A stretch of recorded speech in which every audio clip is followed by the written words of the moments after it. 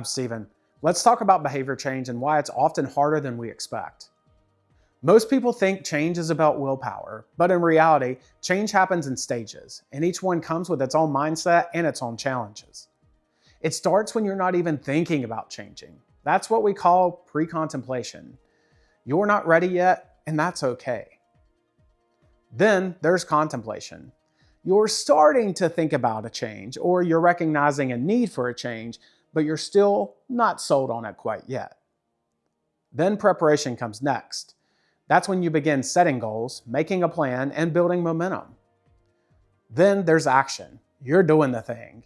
You've started that new habit, or you've dropped an old one. And then finally, maintenance. You're sticking with it, navigating setbacks, and reinforcing your progress. Here's the key. People move forward and backward through these stages all the time. Relapse doesn't mean failure. It just means you need to reassess and re-engage. The real power is in knowing where you are so you can focus on the step in front of you. Lasting change doesn't happen overnight. It's not a light switch. It happens when you respect the process and you keep showing up one step at a time.